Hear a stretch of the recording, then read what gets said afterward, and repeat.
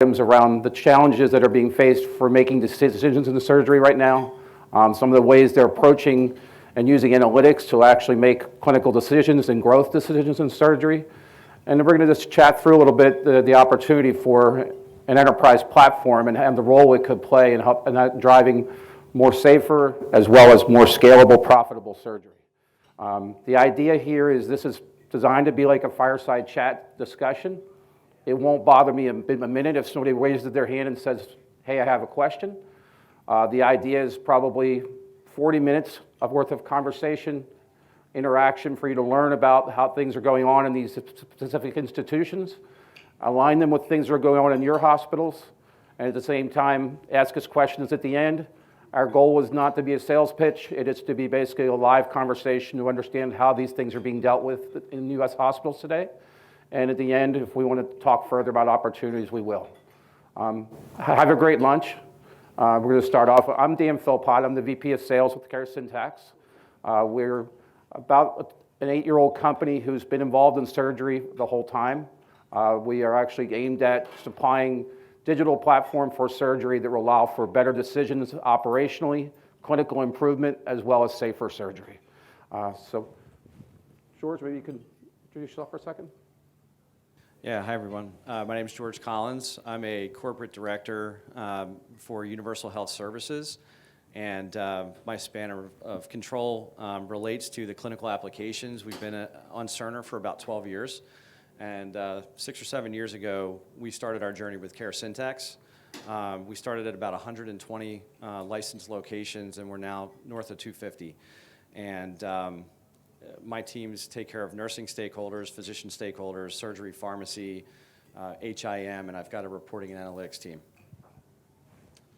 Good morning, everyone. I'm John Cromwell. I wear a number of hats at the University of Iowa. I'm a general and colorectal surgeon by training.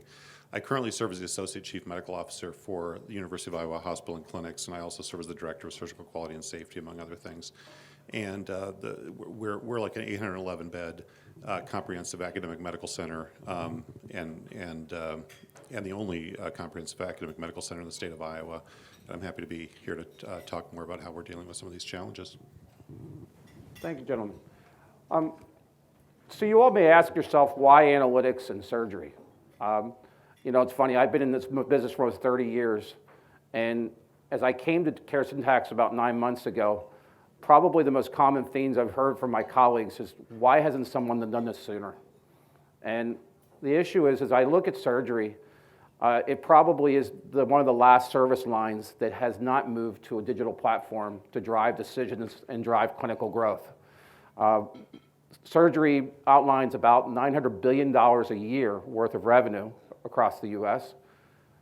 Usually more than 50% of the revenue stream that come out of most hospitals. And when you look at critical events that occur, about 75% of the more morbid events that occur happen in surgery. So here we have the largest profit area, but also the riskiest areas. So really, why wouldn't we use analytics and ways to drive smarter, safer surgery in a way that is scalable, but also so safer? And that's a lot of the approach of Caresyntax and a lot of the discussion we're going to have today. So as we look at healthcare, there are some very specific trends that are being followed. I try to look at enterprise technologies. Enterprise is one of those words that I think is kind of overused in healthcare, almost like cloud and data lakes like you're seeing all over the place this week. But I kind of focus things into different categories. So if you look at surgery, as a business, we've been in catch-up mode for quite some time now. COVID drove things into specific areas where we had stops on elective surgeries. That clearly has hurt the business from a standpoint of not only the surgeries themselves, but also the follow-up care with those patients and the selective revenue streams that come about. Secondly, we've had issues with staffing. It's a pretty common theme that we hear from almost all of our health systems across the country, that they're experiencing staffing problems and or having issues with getting enough OR nurses and or rooms to be open. Payment models are shifting. Reimbursement models are driving settings of care and change. So when we talk with most chairs of surgery, most common themes that we hear are that there are operational impacts, basically that are looking at getting the rooms open, getting the procedures done, getting them to the right locations, bringing an A team around the surgeons as opposed to a C team. This is affecting quality. And at the same time, many of our customers are universities who are saying to us that surgical education has been highly impacted.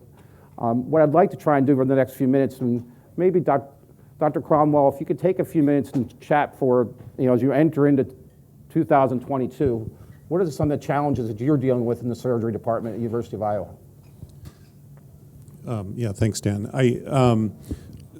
So we have seen, even going into the pandemic, we have been seeing a trend that we didn't like, which are things like our census has been running even pre-pandemic at the 95% level, sort of chronically, and this is something that we've seen in academic medical centers across the country.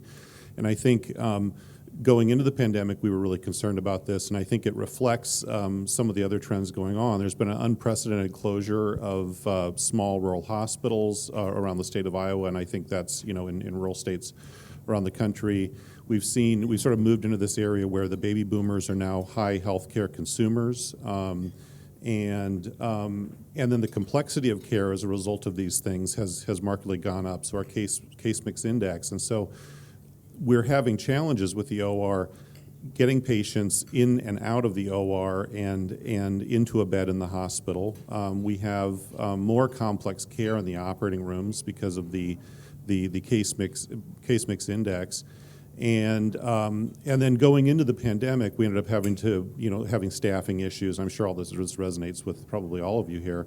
Staffing issues that contribute to OR closures, which make all of this much more challenging. And so we were looking at the horizon even before the pandemic, and that's clearly accelerated all of the elements that I just talked about. And that's sort of the baseline is where we were starting. So if I'm hearing you correctly, you're in catch-up mode, but at the same time, you have maybe, 60% or 70% of your rooms open at any given time? Is that on a good day? That's probably true, yeah. So as we're trying to move cases from one location to another, what is your familiarity with staff in terms of nursing? Is it something that you see the same staff around you all the time like you used to, or are you now seeing different teams of support cast all the time? Yeah, I think we're all aware of the shortages that are going on right now, and the way that's affected us operationally is that we have increasingly or decreasingly seasoned staff in the operating rooms. We have more makeshift teams or ad hoc teams coming together to provide care rather than a sort of static set of team members who we're all accustomed to working with. And so being able to provide safe and efficient care with a constantly changing milieu of this combination of low staffing and unseasoned staffing has been a real challenge that we've been trying to work through, innovating our way out of that. Thanks. George, maybe you could highlight a little bit what's going on with UHS. First of all, maybe even present a little bit of the complexities that your organization deals with nationwide.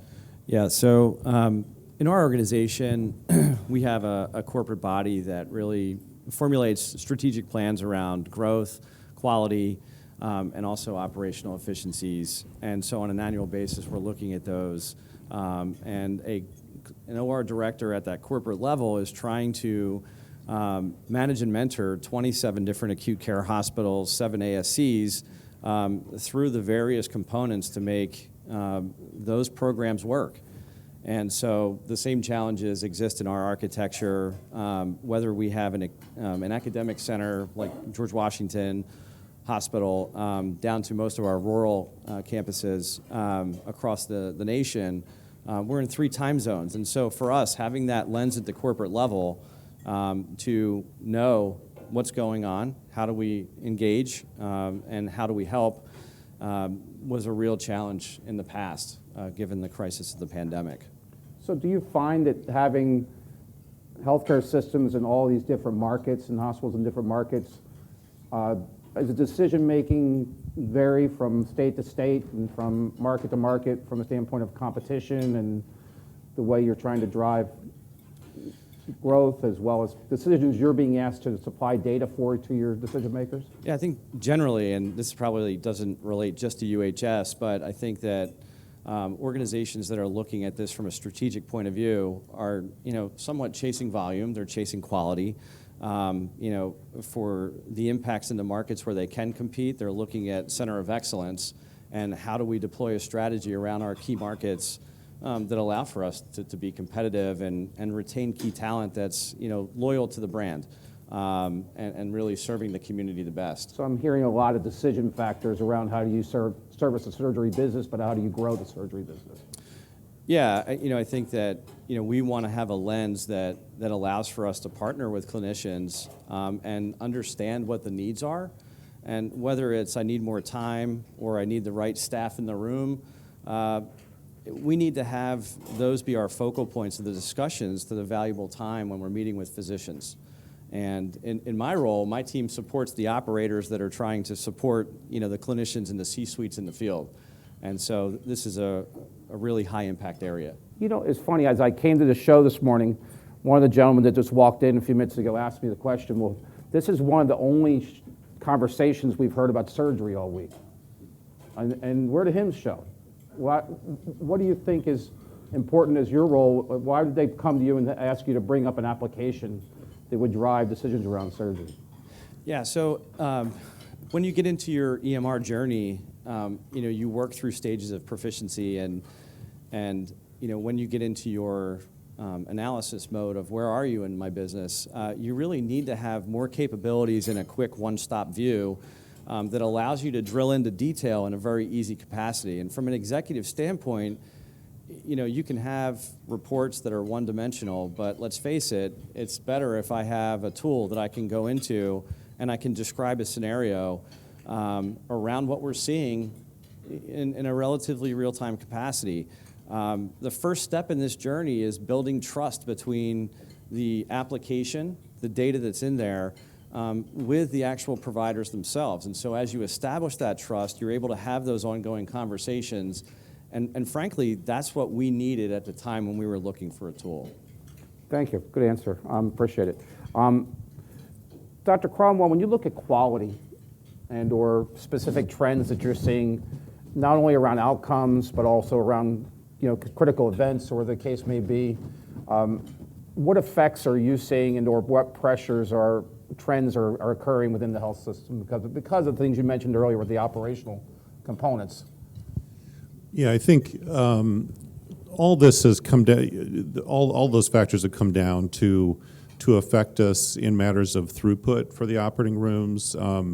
We encounter, probably on a daily basis, we're encountering things like, holds on our PACU because we can't get patients out and onto the units for their post-surgical care.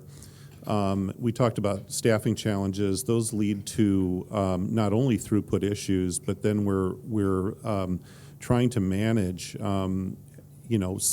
algorithms that we have in place, again, with increasingly fewer staff or unseasoned staff, or putting staff into roles that they might not be necessarily as comfortable with as those who were doing these in the past. And so one of the struggles has been to really ramp up our ability to coach individuals through these challenging times to sort of build up resiliency in the perioperative areas to the changes that are kind of swirling around us.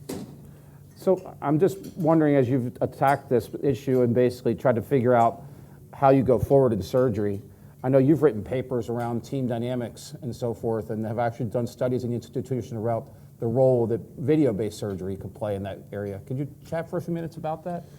Yeah, we one of the challenges of actually going in and creating, working on teams, improving teams, making them more reliable, has been actually getting signal out of the operating rooms about what's actually going on.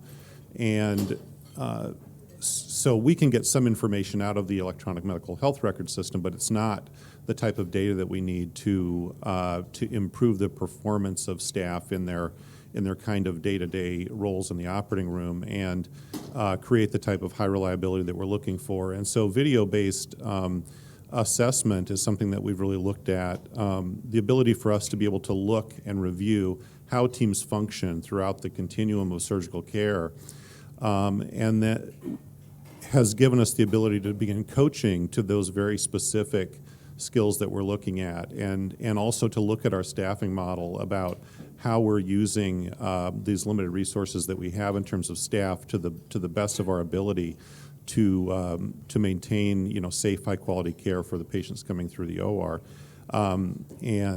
So video assessments combined with some objective measures of team performance or of technical skills has been an important part of how we see ourselves moving through this into a high reliability state in the future. I'm just wondering, is there specifically a term that or a methodology you use to actually evaluate skill sets of surgeons? Is there like a common language as to how that works? Or yeah, we sort of divide. There's validated tools to do this. We're not reinventing anything really. There's a couple different ways of evaluating. We sort of separate them into technical skills and into non-technical skills. And the technical skills assessments we're really talking about is how people carry out surgical procedures, and that's generally done. Probably the most common way of doing that is something called OSATs assessments, and that goes through a number of different domains that are important in handling the technical aspects of a surgical procedure. And so we've begun to implement a program around video-based assessment and assessing OSATs for cases. And then getting into the non-technical skills, we're really here talking about the skills around team behaviors, things like leadership within ad hoc teams, mutual support, communication, all these things that are really critical to driving these cases forward safely. And so we're doing something called a NOTS assessment, which is another validated tool for assessing teamwork behaviors. And what that allows us to do is to really look at the variability of our team performance throughout the entire surgical platform that we have, and then begin to iterate on coaching and staffing to improve those teamworks. interesting. Yeah. So, George, I know at UHS, you've had our system involved now for what, 5 or 6 years? Yeah, 6 years. I'm just wondering, a lot of folks come to me and we talk about these things, say, we got an EHR. I mean, we spent $100 million on a Cerner or an Epic EHR. I mean, why not just use your EHR to drive surgical decisions? Yeah, I mean, I think you can, and there's more tools certainly that have presented today in that space. However, at the time, they weren't as rich as they are today. And so not only having that visualization capability and the drill down aspect, I think, the platform that we have with you has the AI and machine learning in it for us, and we don't want to have to go reinvent algorithms. And I just don't see that at this time as being something that's really a focus that my team should focus on. You guys are experts in that. You've been doing it well for years. We've seen results. It feels like don't change it if it's not broken. Sure. And so when you look at the complexities across that health system that you described, I mean, Yep. was it 25 hospitals, 250 27, yeah. ORs? Yep. I mean, obviously you're in probably, what, 12 or 15 states? Or Something like that, yeah. And so different markets, different business settings, Yep. Different clinical settings. You have some ambulatory locations as well. That's right. Correct? Yep. So if I'm hearing you correctly, the complexities of making decisions, what are some of the things that you end up tracking and reports that we end up supplying back and forth to your key decision makers? Yeah, a lot of it starts with, your first case of the day needs to be on time, and if it's not, there's some real industry metrics around what the impacts are. And so key focal points for most ORs across the nation is we have to have our first case starts on time. And then you look at your prime time utilization, your block utilization, and how do we continue to use the capacity, the planned capacity we have in a predictive manner.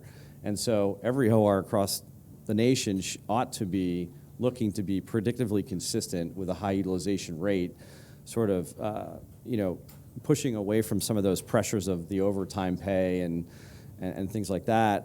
So we want to make that our core foundation, turnover times, all these metrics. And so a lot of times, as we look at the metrics, the physicians aren't always aware of business impact, and they're not always aware of where my time is and what it looks like planned versus actual.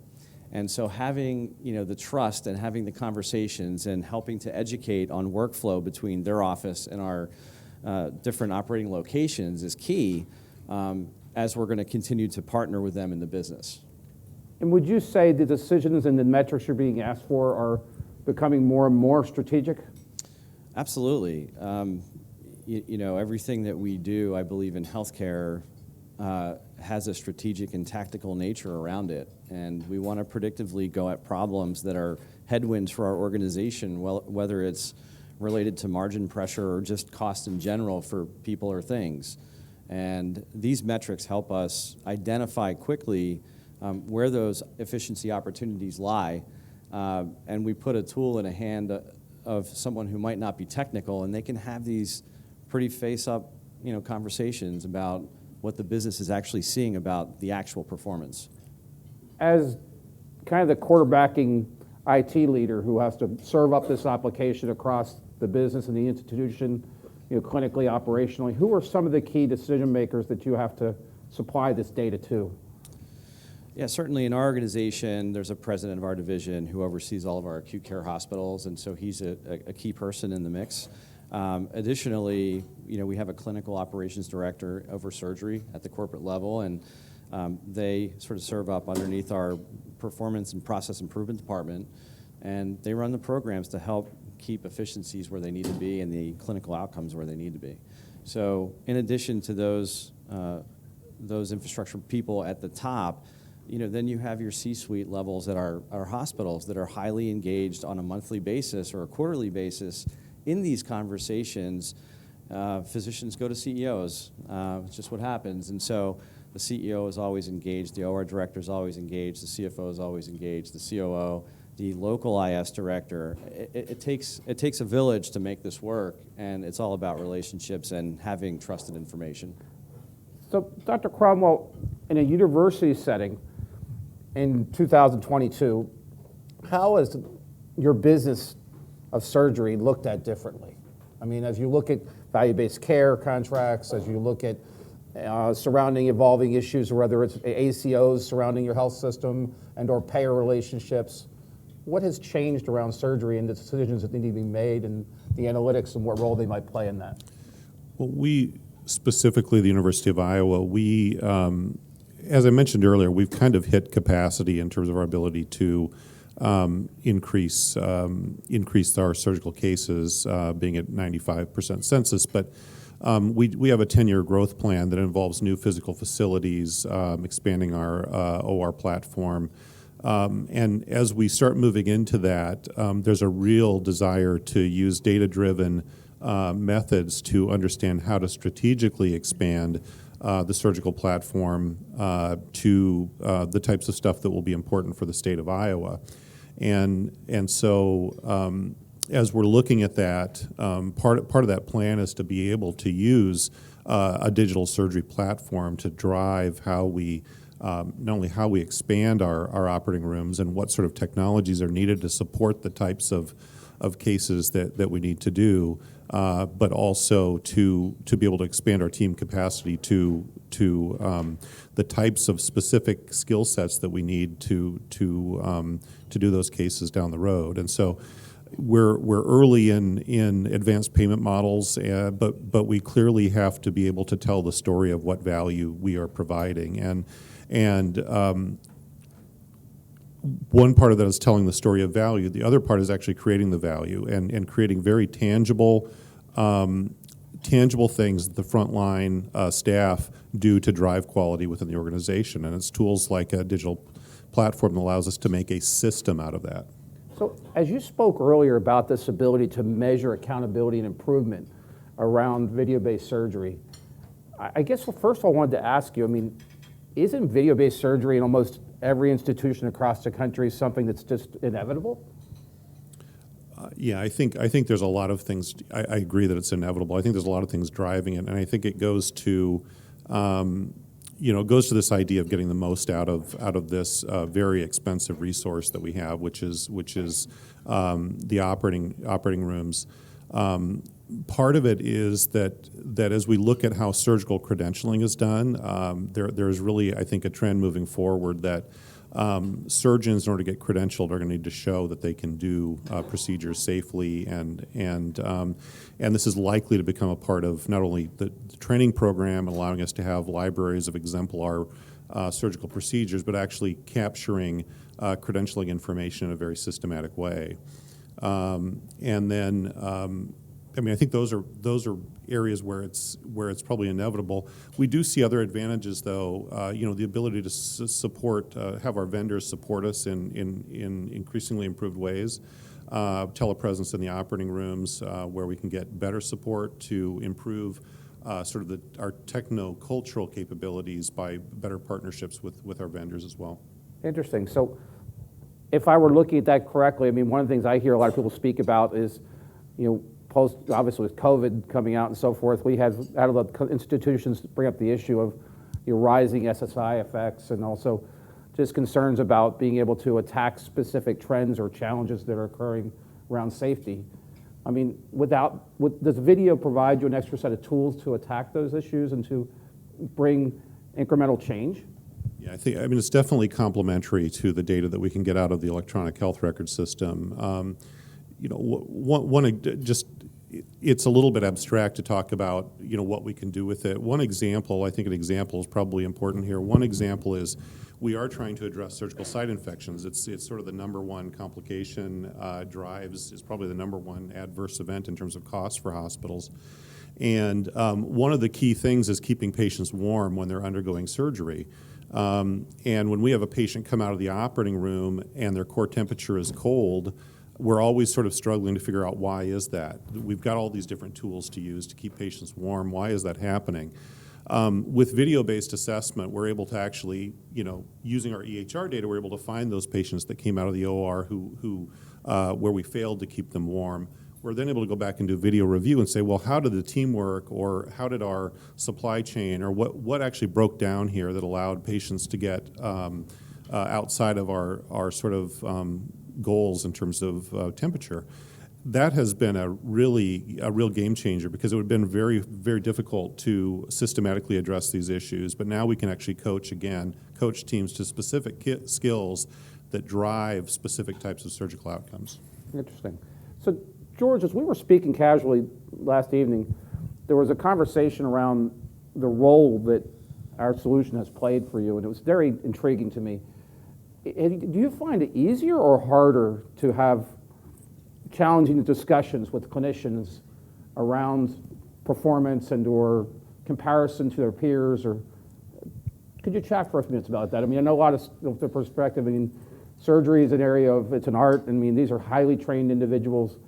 Is it easier to use metrics, or would it be easier? How do you have these conversations? Yeah, generally speaking, and I'm not in a lot of these conversations, but I have participated in some meetings, and I think, again, going back to what I said earlier, it revolves around building that trust early. So as we're able to build the trust, it certainly serves as a mechanism to have a very structured conversation that proves a roadmap that can show light to solving problems or creating efficiencies. And I think really that's the collaboration we want as an operator, as an executive, as a leader, working with our key staff who are bringing business to our hospitals. We want to make sure that we're the right partner, and we want to make sure we're serving that relationship the best way we can. And so whether it's operating room staff, or it's times, or it's accessibility, whatever it might be, the data itself helps to serve that whole context and framework of that conversation.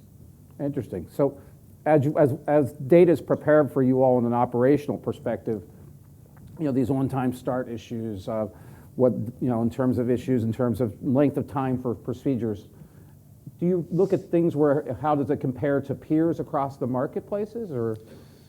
Yeah, again, I'm not in these conversations entirely, but I know that there is talk about reduction in variation, and so when you think about that broadly as a category, you're going to look at length of time per procedure, and you're going to look at the outcomes, and there's a number of different metrics that you're going to look at in terms of how are we, looking across the board to keep our margins in the right place, our outcomes in the right place. Again, going back to growth and quality and operational efficiency. So yeah, I mean, those conversations are likely happening. I'm just not part of them. So I think we've worked with your group over the last number of months in tracking some financial strategies around an area called Center of Excellence. Just at a high level, but basically what I understand this to provide is a methodology for marketing certain specialties and also for specifically presenting specialties around certain metrics that will allow you to hit certain qualifications to perform as a champion in that area. Can you chat for a few minutes? I mean, has Caresyntax played some roles analytics-wise to help you figure out how you're going to attack growth and something like that? Sure, yeah. I mean, again, looking at the actual analytics itself, we want to see what our prime time utilization rates are. We want to see what our block utilization is, and we want to use those as guides to help us with capacity. How do we add more volume, the right volume, in the right locations, continue to monitor quality, which all serve as inputs to these Center of Excellence concepts and ideas for our key service lines. So are there certain qualifications that you meet to basically keep those credentials? I mean, I know that in our organization we do produce results to different registries and things like that, and I think there is a micro strategy, but of the details, I believe that they do map to volume and quality outcomes, so that's what I'm aware of. Interesting. So, Dr. Cromwell, when you look at these kind of reimbursement statistics and then things that are driving towards marketability of surgery in today's marketplace, this issue you brought up earlier of OSATs, do you see that playing a role as we go forward? Yeah. I think. I think our ability to systematically improve the care of our patients as the complexity of these patients gets higher and higher is going to be really important for us, and it becomes more difficult to achieve value in the setting where you are taking on increasingly complex patients throughout a large state like Iowa in terms of rural populations and everything. And so, for us to be able to demonstrate a value of the surgical platform across this sort of broad population, we are going to have to improve our game in terms of technical skills, and using OSATs is definitely a way of reducing some of the variation in the surgical care that we're intending to provide. So if I'm hearing you correctly, it's a way of bringing accountability to improvement of skills, measuring outcomes, but at the same time marking that against your peers. But what George is describing is that because we're doing this against analytics that are just real-time numbers, it actually makes the conversations of how do I compare myself easier, and they're kind of presenting themselves in reports, so you maybe don't even have to have a conversation. It just kind of speaks for itself and lets somebody ask, why is my time taking 45 minutes as opposed to 60 minutes? Is that fair? I think that's fair to a degree, but I believe that there's still the relationship factor is important. And again, as you're looking to continue to grow your business, I think it's always what else can we do to make it better. And there are some states that have different characteristics of surgeons where they don't exclusively operate in one location. They want more access, they want more flexibility, they want the times they want the staff they want, and so I think that those are really only exist in those conversations that are happening on a routine basis. There's good. One last thing I'd like to cover, surgical education. I had a key surgeon from down in Emory a few months ago mentioned to me specifically that one of the key challenges he's had specifically as a result of COVID, and it's the trends that were going on around the health system with staffing and pressures of catching up and so forth, it's affected surgical education. Is that a fair statement, or how has that occurred? I think it's affected medical education in general, and yes, it has specifically affected surgical education. We basically, from a medical education standpoint, we've had probably 2 years of students who've had a very, very little minimal experience in the operating rooms because of the protocols, that surround COVID. the pandemic has markedly changed certain types of surgical volumes that do affect training programs. You know, for instance, when we have to triage cases to the operating room, there are elective procedures in, you know, plastic surgery or bariatric surgery that naturally get triaged at a lower level. And so, you know, we have fellows training who have a markedly decreased volume of certain types of cases going on. And the way that we assess the training historically has been, you know, an end of the year process to see if people are you know, achieving the types of skills and numbers of cases. I think with the video based platform and the way that we are capturing cases now, we actually have more of a real-time sense about what's going on. It allows us to perhaps shift the thing, you know, the way that we're deploying residents within the organization to try to help balance those factors. Thank you very much. I appreciate the input from both of you. You know, as I talk with institutions across the country over the last several months, and, you know, I've been doing this myself for probably almost 25 years in healthcare IT. I would tell you I've not experienced a more exciting time in the industry where, you know, the pressures of something has occurred in a trend has created institutions to figure out how are we going to change surgery, which is our most important business area, but also our most important clinical area in most institutions. Clearly, I hear two groups of people on a weekly basis, and I don't have to search very hard because there's a lot of opinions around surgery right now. First of all, very regularly I hear people say, we got to kind of try and wait this out. I mean, you know, we have this issue of catching up on procedures that were delayed because of the stoppage of elective procedures.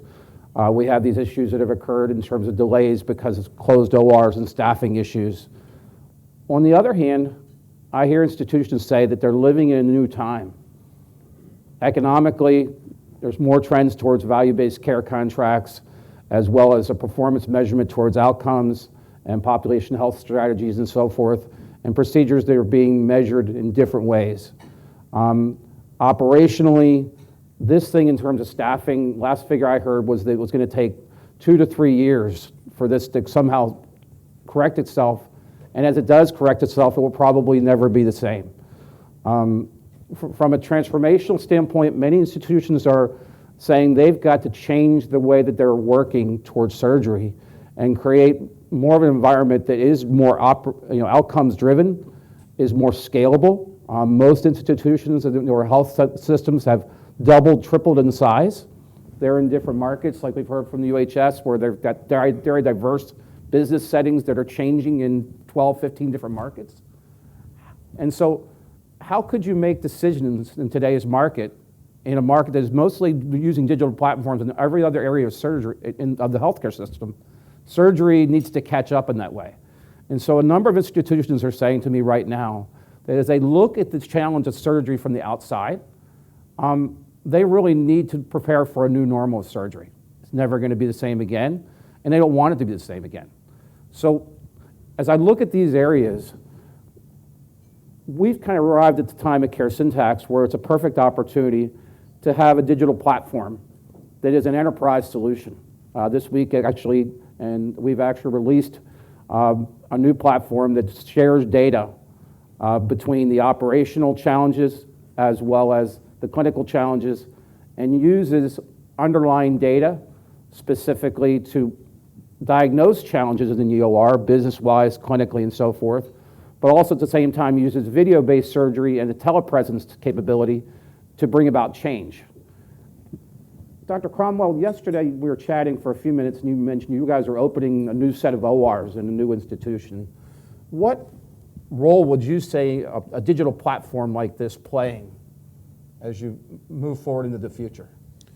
Well, I think having the digital surgery platform in our old set of operating rooms actually capturing data from there actually helps inform what we are going to do in terms of planning OR spaces and allows us to have a great deal more insight into what the challenges are in the current OR footprint that we have. And so I think it'll be very instructive in terms of planning those spaces. But going beyond that, we would anticipate having this in all of the operating rooms to help the new operating rooms to help us again maximize the the efficiency and the costs that are driving the use of those ORs and to have the biggest patient impact in the new sort of in the new design.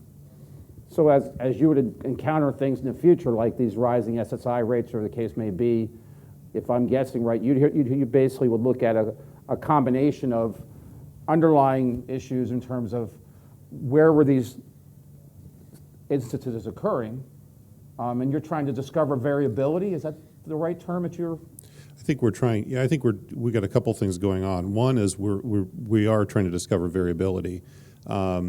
That's only one half of it, though. We actually need more tools, more arrows in the quiver, so to speak, in order to address the sources of variability across the OR. And so, I think a lot of the tools that we have in the digital surgery platform allow give us those arrows to address those with. Perfect. So what I wanted to just basically close with here, this platform that we're releasing, and again, not to be a sales pitch, because most of the idea, the way these things work is we typically will have a conversation with an organization and we'll break things into categories. And we'll ask you specifically, what are you trying to change as a business? Where are you going clinically? What are things you're trying to improve operationally? And what are your growth strategies over the next number of years in surgery? And we'll help institutions to use analytics and metrics to basically discover what are the underlying concerns they have about surgery, but also at the same time, how they build strategies using video-based surgery to dive deeper into localizing the root cause, as well as providing education to drive change. So what I'm playing in the background here is basically a little video. So we basically would take something like an SSI situation, and we're going to first identify variability. What are the settings that are where this is occurring specifically? What procedures are these events occurring in? Who's the staff that's working there in those times? What are some of the skill sets that are being used, or how is the collaboration affecting? We investigate those cases using video surgery. As you investigate the cases, we're investigating not only surgical techniques, but also at the same time we're investigating specifics around execution of the procedure, time of the procedures, and also looking at team dynamics of the staff surrounding it. So we're looking at comparisons in these areas. As we go to implement change, we're using an area of surgical education, as well as comparing settings of commonality between procedures that go well versus those that are challenged. And then we're using the opportunity to drive quality in an institution, and then we're coming out with ways to measure that in accountable measures like we were discussing earlier. So rather than having something where we have a problem like this that's costing us a lot of dollars and or creating an opportunity for strategic growth and just kind of winging it, we're using a combination of analytics for underlying discovery, visibility to discover the root cause, and then we're actually using education to drive change, and then figuring out how's that working for us at an institution. So we'd love to hear questions from the group. I mean, do we have some questions and or some feedback or comments? I have a question. So for the video, review, you're just using it from like a laparoscopic camera, or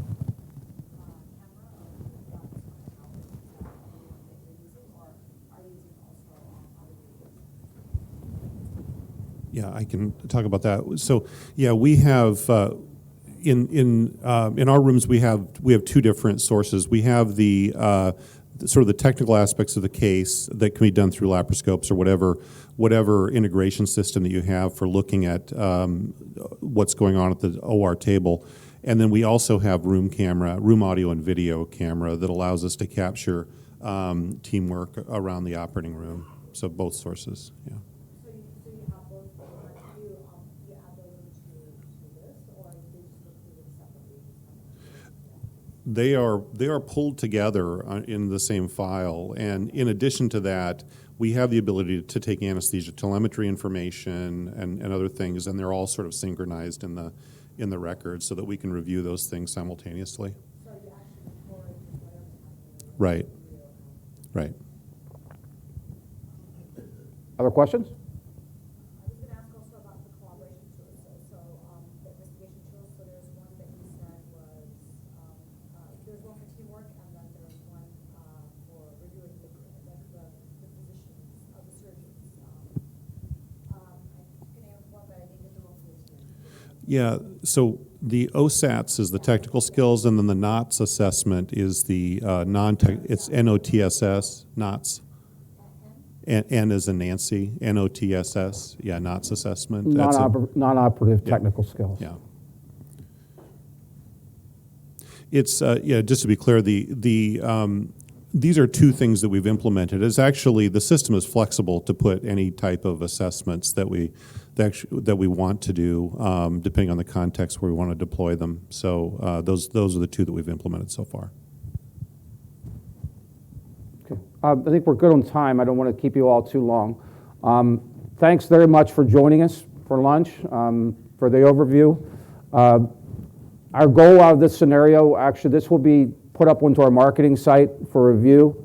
Ideally, we'd love to have opportunity to discuss with some institutions that are in that same mode where they're saying surgery has gone to a place where it requires digital planning as well as analytics drive and scalability to make decisions with. And so our data and our platform is readily available.